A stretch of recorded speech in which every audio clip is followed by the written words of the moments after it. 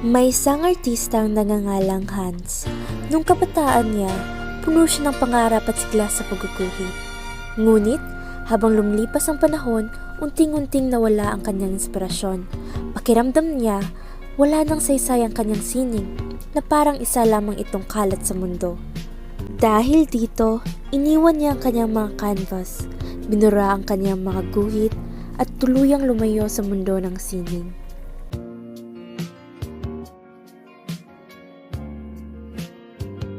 May nakita siyang isang babae at naibigan niya ito, kaya marahang niyang kinuhang lapis.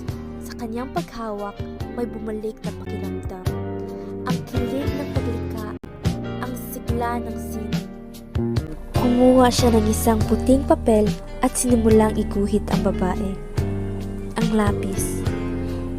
Isang pagpapahayag ng puso ni Hans ay parang sumusulat ng isang tula ng pag-ibig sa bawat guhit.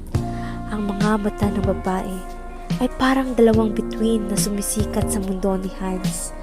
Ang maamong mukha ng babae ay parang isang anghel na bumaba sa lupa.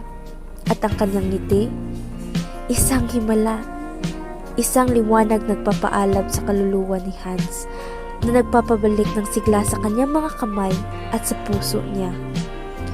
Ito ang alay ni Hans sa kanya, isang walang hanggang pag-ibig na isinulat sa papel. Sa kanyang pagpapatuloy sa pagguguhit, unti-unti niyang naunawaan na ang sining ay hindi kailanman nawala sa kanya. Naghintay lamang ito ng tamang oras upang muling magniningning. Ang babaeng ito ang naging inspirasyon niya, ngunit higit pa ron, natutunan niyang mahalin muli ang sarili niyang talento. Mula noon, hindi na niya binitawan ang kanyang lapis at brush. Muling napuno ng kulay ang kanyang mundo. At sa bawat obra na kanyang nilikha, naalala niya kung bakit siya nagsimula. Natutunan niyang pahalagahan ang kanyang sining hindi lang bilang isang talento, kundi bilang bahagi ng kanyang pagkatao. Habang lumilipas ang panahon, lalo niyang nakilala ang babaeng minsan nagbigay liwanag sa kanyang puso. Hindi lamang itong naging inspirasyon sa kanyang sining, kundi naging bahagi na rin ng kanyang buhay. Magkasabay nilang tinuklas ang mundo. Ang babae bilang kanyang muse at siya bilang artistang nagpapakita ng kagandahan nito sa pamagitan ng kanyang mga likha. Sa bawat obra niyang nililikha, may isang mukha ang laging bumabalik sa kanyang isip. Ang babaeng minahal niya. Natutunan niya ang sining at pag-ibig ay magkahawak kamay lang.